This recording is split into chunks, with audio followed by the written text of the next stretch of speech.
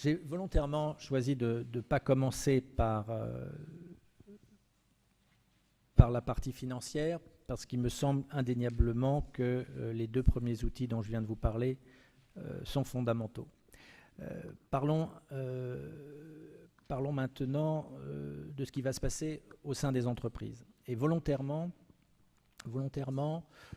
traitons de la contribution dans un deuxième temps. En effet, le texte, il n'y en aura pas beaucoup de diapositives comme celle-ci, mais c'est quand même une diapositive importante parce que ça n'a pas été repéré visiblement par tous les acteurs. Sur la question du financement de la formation par les entreprises, il a été écrit qu'il y avait suppression de l'obligation de financer le plan de formation. Donc ça, c'est des phrases satanistes.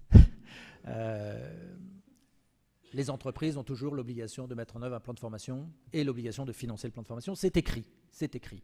C'est toujours écrit dans le Code du travail, donc c'est bien dommage que les personnes qui ont communiqué avec ce genre de formule n'aient pas mesuré l'ambiguïté du sens de cette formule. Nous avons dans le Code du travail un principe fort qui, effectivement, qui a été revu à cause de la réforme. On n'a plus un principe de financement de la formation sur la base de contributions minimales obligatoires. On a une obligation de financer qui repose sur un financement direct et sur des contributions. Et ce financement direct, c'est une expression intéressante. Dans l'accord national interprofessionnel, petite parenthèse, les partenaires sociaux signataires n'en parlent pas. À un moment donné, dans une phrase, ils disent simplement « à côté de l'investissement formation de l'entreprise, une contribution unique finance la formation professionnelle ». C'est l'expression de l'investissement formation. Dans le projet de loi, dans l'exposé des motifs, et tout est très clairement expliqué. Cet investissement formation se traduit par cette obligation de financement direct. Financement direct d'actions de formation, donc on ne finance pas n'importe quoi, c'est bien des actions de formation. Pour remplir l'obligation de formation, d'adaptation des salariés à leur emploi, à leur poste de travail, et dans le cadre du plan de formation, alors le cas échéant, parce qu'il y a le congé individuel de formation, il y a la période de professionnalisation, donc pas seulement dans le cadre du plan de formation. Mais on le voit bien, donc le financement direct remplace le 0,9. Donc le 0,9 n'est pas supprimé, il est remplacé par quelque chose. Il est remplacé par quelque chose qui n'est plus sous contrôle de l'État, qui n'est plus quelque chose qui fera l'objet donc d'une déclaration dans la 2483. Donc là encore, on change énormément la donne, mais on est quand même sur quelque chose de très fort dans la mesure où c'est bien l'idée qu'on attend toujours les entreprises sur un repérage de ce financement. Les entreprises doivent continuer à financer de la formation et être capables de présenter ce sujet au comité d'entreprise, aux partenaires sociaux, aux organisations syndicales de salariés quand ils négocient sur la formation. Et donc c'est un sujet qui reste un sujet obligatoire. Obligatoire sans minimum, obligatoire sans contrôle de la part de l'État. Donc on est devant un sujet complètement paritaire, ou plus exactement complètement dans le rapport entre l'employeur, les salariés et les représentants des salariés. Donc on a un jeu important ici qui peut d'ailleurs être l'objet d'initiatives de la part des branches professionnelles qui peuvent considérer que ce financement direct doit avoir un pourcentage minimal dans les branches. Ça peut être le premier scénario d'une contribution conventionnelle, c'est d'imposer un financement avec un certain montant. 1%, 0,6, pourquoi pas imaginer un 0,6 par les branches professionnelles. Ça n'est pas dit dans la loi, mais c'est un espace laissé par le législateur, par les partenaires sociaux qui ont signé l'accord national interprofessionnel. Donc on va parler de la contribution quand je parlerai des branches professionnelles, parce que derrière la contribution, il y a les OPCA, vous allez comprendre pourquoi. Le financement direct, petit focus, c'est l'obligation de formation. Ces fameux passages de l'obligation fiscale à l'obligation de financer, de faire de la formation. Obligation fiscale, obligation de faire. Ce principe, il n'a pas été revu par le législateur de 2014. c'est écrit depuis 2003. L'employeur assure l'adaptation des salariés à leur poste de travail. C'est ce qu'on appelle l'obligation de formation minimale. Ensuite, il y a la possibilité d'aller plus loin, maintenir leur capacité à occuper un emploi, proposer des actions au développement des compétences. Le premier poste est le plus important. Vous savez qu'il y a une jurisprudence importante sur ce sujet-là. Dernièrement, le 5 mai dernier, la Cour de cassation a sanctionné à hauteur de 6 000 € une entreprise qui, pendant 7 ans, n'avait pas proposé de formation à une salariée qui a été licenciée. Donc le juge, au niveau de donc le troisième niveau, au niveau de la Cour de cassation, considère que ne pas former un salarié pendant 7 ans, ça mérite 6 000 € de sanctions, enfin de dommages et intérêts de la part de l'employeur.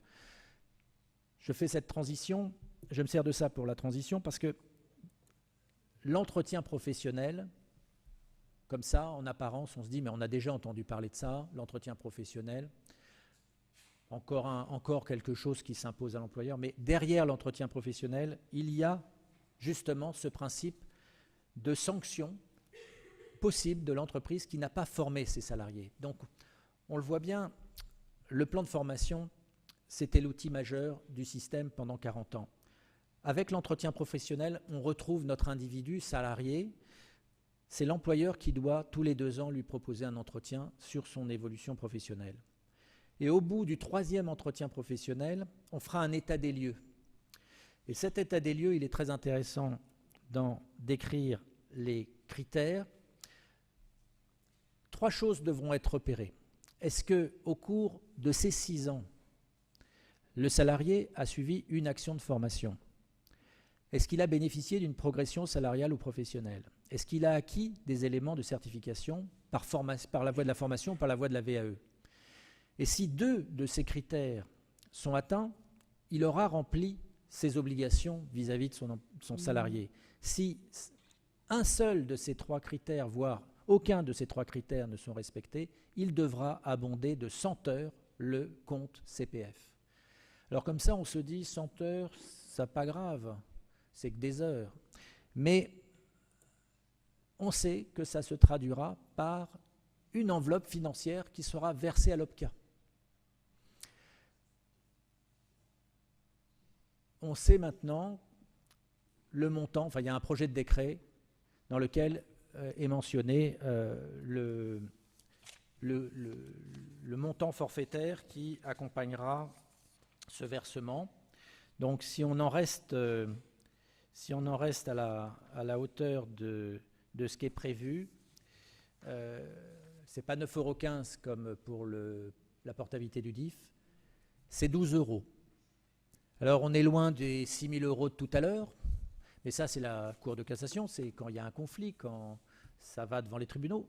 Là, ça se limite qu'à 12 €, donc ça fait 120... non, 1200, pardon, voilà, ça fait, c'est ça, c'est 1200 €, voilà, bon, c'est toujours désagréable, surtout si c'est à grande échelle que cette politique n'est pas menée par le chef d'entreprise, donc ça peut faire mal quand même au porte-monnaie, mais on est quand même très loin des 6 000 € qui viennent d'être décidés par la Cour de cassation. Alors, voilà, obligation de faire avec contrôle. Contrôle au niveau de chaque individu dans l'entreprise, de chaque personne dans l'entreprise. Donc, ce n'est pas un plan de formation qu'il faut élaborer, c'est un plan de suivi pour chacun des salariés d'une action de formation. Ça change complètement l'outillage pour l'élaboration des plans de formation. Les salariés oubliés auront intérêt à être dans le prochain plan de formation. Je reviens un peu en arrière. C'est quasiment obligatoire de penser à cette action de formation parce que bénéficier d'une progression salariale ou professionnelle, c'est peut-être pas si évident que ça dans le contexte actuel. Et puis être engagé dans des processus de certification, c'est peut-être pas évident non plus. Donc, au moins avoir ce premier poste et puis ensuite bien, essayer de trouver lequel des 2 autres on enclenche. Et j'attire votre attention sur la certification qui nous renvoie au CPF. Hein, le CPF qui... Voilà. Donc tout ça se tient, le CPF est bien au cœur du système avec là aussi un suivi qui va être obligatoire dans les entreprises. Donc on renonce à l'obligation fiscale parce que quelque part des leviers nouveaux, des moteurs nouveaux créent de l'action de formation, créent de l'initiative formation. C'est pour ça que l'adjectif dynamique, dans le sens créateur de mouvement, me semble important à mettre en avant. Alors, faisons un focus sur ce qui se passe dans les entreprises de 300 salariés et plus. On le retrouvera, ce seuil de 300 salariés et plus. Dorénavant, il va falloir apprendre à raisonner PME en dessous de 300 salariés et les entreprises de 300 salariés et plus. C'est la GPEC, la carte maîtresse du sujet. Dans le cadre de la GPEC, on est sur les orientations professionnelles et on fixe les objectifs du plan de formation. Donc ça, c'est même pas la loi de cette année, c'est la loi sur la sécurisation de l'emploi qu'il avait annoncée. Mais c'est important de le rappeler. Donc la GPEC oblige à identifier les salariés et les emplois prioritaires en matière de plan de formation, les compétences et les qualifications à acquérir. Donc on est bien sur, quelque part, le début de la négociation sur le plan de formation. Hein, ça va influencer l'élaboration des plans de formation. Et ça dure 3 ans. Ce qu'a rajouté la loi, c'est que c'est le comité d'entreprise qui fera le suivi de la bonne exécution de ce plan de GPEC, de cet accord GPEC. Et la loi de cette année, donc, a demandé à ce que la négociation sur la GPEC se penche sur le CPF, ses critères et les modalités d'abondement du CPF. Donc là, on voit encore que le CPF s'invite un petit peu à tous les étages et on voit pourquoi. La formation, c'est bien, mais si ça pouvait être une formation qui conduise à une certification, à du qualifiant, comme on dit, on appelle ça le qualifiant, c'est le nouveau terme du qualifiant, hein, cette liste des formations CPF, elle est fondamentale, elle va bousculer tout le monde. Les financeurs, les gestionnaires de dispositifs, les opérateurs de formation, les informateurs, il va falloir avoir en tête cette déclinaison de l'offre de formation qui se cache derrière le CPF. À défaut d'accord sur ce sujet, c'est le comité d'entreprise qui sera consulté sur cet usage du CPF dans les entreprises de 300 salariés et plus. Voilà, donc on le voit, ce financement direct et puis tout ce qu'il y a autour ont permis la signature d'un accord qui arrivait à supprimer quelque chose qui avait était le moteur de la loi Delors, la fameuse contribution fiscale qui a initié la formation interne dans les entreprises, qui a initié beaucoup de choses. Eh bien, on renonce à ce moteur-là aujourd'hui. Mais si l'entreprise veut le faire, si elle en a toujours besoin, elle en aura toujours besoin, qu'elle le fasse. Voilà.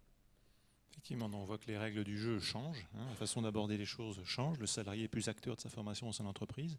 L'entreprise doit plus s'engager pour la formation de l'ensemble des salariés. Est-ce qu'il y a sur ce petit chapitre, plus court que le précédent, c'est pour ça, entreprise, des questions qui viennent à vous?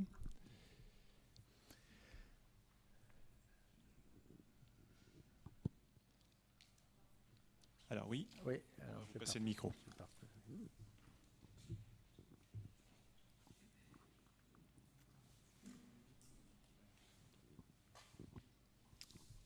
Oui, je suis Christine Sullian, donc je suis en Master 2 à l'Université de Rouen, en Master ICF, ingénierie et conseil en formation. Je voulais savoir pour tout à l'heure on parlait des jeunes, des plus jeunes qui allaient bénéficier de la formation initiale différée. Et actuellement, on entend dire sur les ondes de radio que les 50 ans et plus pourraient bénéficier du même type de traitement. Est-ce que c'est quelque chose qui est dans les tiroirs, voilà. Alors, je ne sais pas à quoi vous faites allusion très précisément, mais sur la question des seniors, on avait déjà le contrat de génération. On sait que la réforme des retraites pose la question de l'emploi des personnes, des personnes qui sont en fin de carrière, qu'il faut absolument qu'elles continuent de travailler. Donc, mais 50 ans et plus, on est loin des seniors. Enfin, on est au démarrage des seniors, mais comme la retraite s'est éloignée, voilà, le senior n'a-t-il pas au moins 55 ans, voire 60 ans? Mais voilà, j'ai du mal à me projeter. En tout cas, la loi ne parle pas de ça. Et pour l'instant, il n'est, voilà, à ma connaissance, ça n'a pas d'impact sur le CPF oui, c'est pas repéré. Oui, madame. Bonjour, Anne-Marie Allard au Créfort Haute-Normandie. Moi, je m'interrogeais sur le financement des actions courtes qui font l'objet du plan de formation aujourd'hui. Elles seront financées comment? Alors, par les financements directs? voilà, c'est ça. On va le voir. Je vais parler de la contribution. La contribution permettra à l'entreprise d'obtenir, enfin l'entreprise de moins de 300 salariés, d'obtenir des prises en charge de son plan de formation presque comme avant. Pourquoi presque comme avant? Parce que, vous le savez certainement, les OPCA, actuellement, sont de gros collecteurs du 0,9.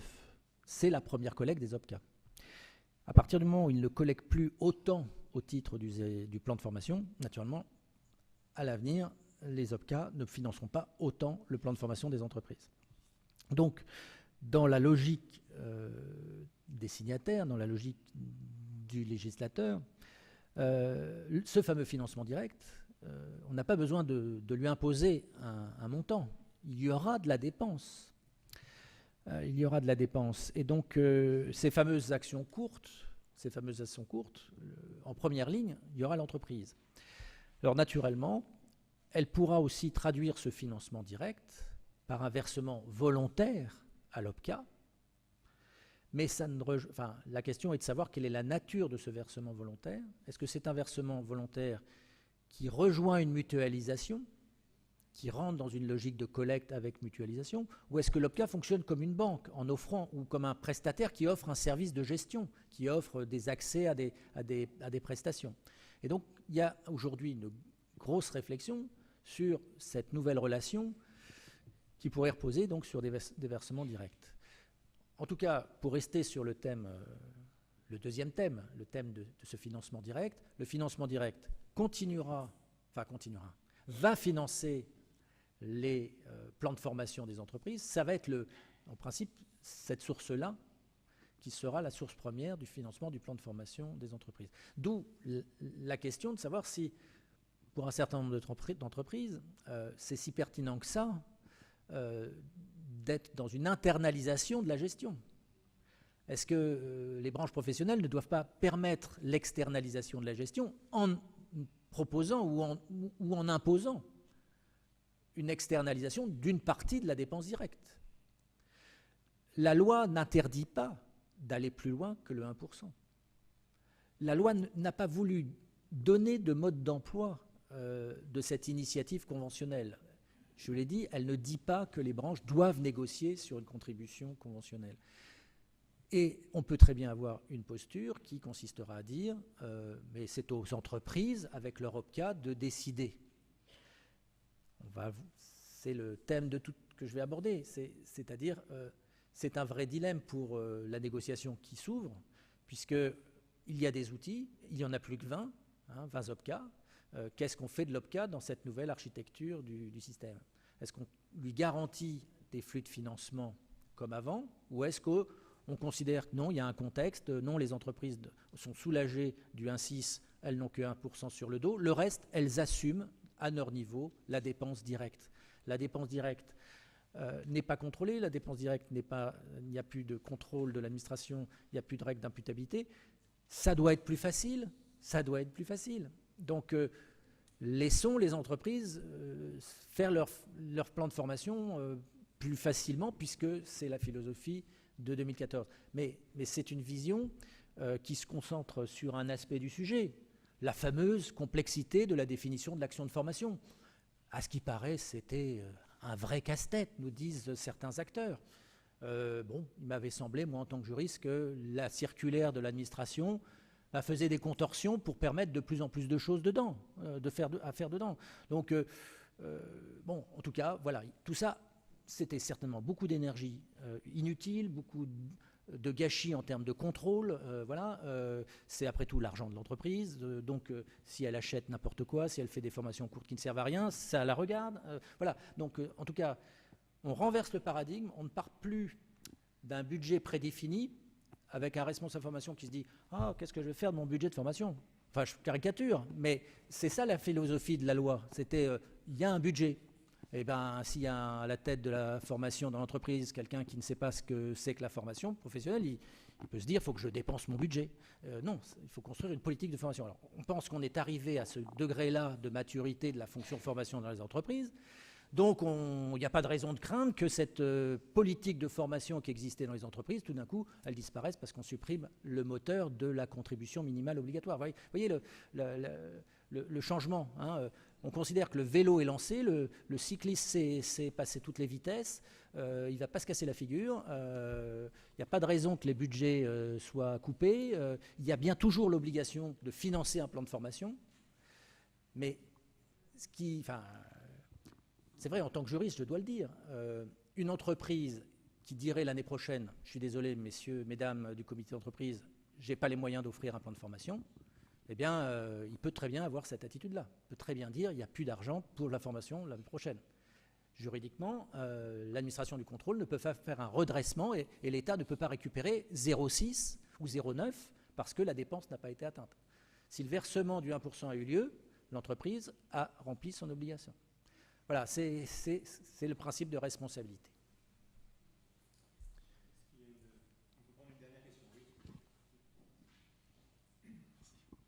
Bonjour, Julien Mingot, Opcalia.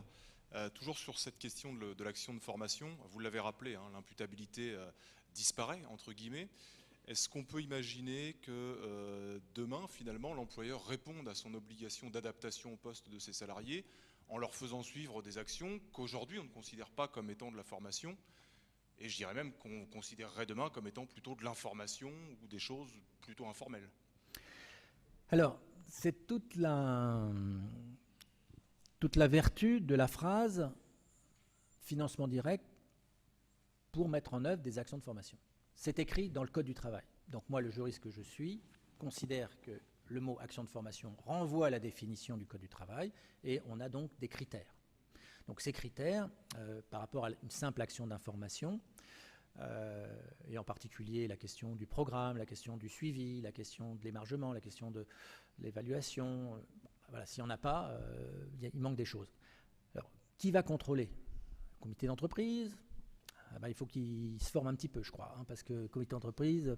Puis les organismes de formation hein, aussi. Je crois qu'il y a certains organismes de formation, par exemple sur les attestations de fin de formation, il semblerait qu'ils n'ont toujours pas compris que c'est obligatoire et qu'il y a des sanctions pénales derrière. Donc voilà, donc Centrafo fait des audits à 360 degrés si ça vous intéresse. Hein. Voilà, donc il y a des bugs encore sur ce sujet-là. Qu'est-ce que c'est compliqué? Qu'est-ce que c'est... Voilà, il faut savoir ce que l'entreprise veut faire. Si elle veut faire de la formation continue, oui, il y a une petite règle du jeu. Si elle a des réunions de travail, voilà, et si elle considère que ces réunions de travail, c'est une formation sur le tas, ils ont entendu un ingénieur leur parler de choses dont ils n'avaient jamais entendu parler. Un peu de forme, il faut remplir des critères pour y arriver. Voilà, comment peut-on prouver qu'on est formateur si on n'a pas le souci de l'être? C'est un peu ça, quoi. La formation sur le tas, c'est la formation sur le tas. Il y a la VAE pour ça. Et pour terminer ma démonstration, je dirais que les partenaires sociaux signataires ont prévu d'aborder le sujet. C'est-à-dire qu'ils considèrent que la définition n'est pas assez souple, mais ils considèrent qu'il y a une définition. Donc, tant qu'ils n'ont pas planché sur l'évolution de ces critères, moi, je considère que, à la question que vous m'avez posée, non, le système de 2014 ne permet pas à l'entreprise de transgresser toutes les règles. Mais c'est vrai qu'il n'y a plus de contrôleur extérieur. Ou plutôt, il n'y a qu'un seul contrôleur extérieur à l'entreprise, c'est l'OPCA. C'est-à-dire, si l'OPCA est interpellé par une entreprise, mais enfin, dans votre question, il y avait le financement direct, il n'y avait pas l'OPCA. Enfin, l'OPCA, en tout... Voilà. Donc l'OPCA sera toujours tenu par le respect de cette disposition des critères de formation. Là, il y a donc un contrôle, puisque lui, il va devoir rendre des comptes sur l'usage des fonds qu'il a fait. C'est un peu le distinguo, finalement, l'entreprise en gestion interne. Elle peut bricoler si elle a un CE qui n'est pas... Voilà, si les salariés avec qui elle est en conflit connaissent pas trop le sujet et ne se servent pas du sujet pour dire écoutez, moi, vous prétendez que j'ai suivi une action de formation, mais en fin de compte, vous n'avez pas organisé de formation. Les 6 000 €, là, le compte personnel de formation à 100 heures. Vous voyez, il peut y avoir des éléments, entre guillemets, de contrôle interne, mais c'est plus l'administration. L'administration, tous les acteurs sont maintenant aux commandes pour que ça se passe bien.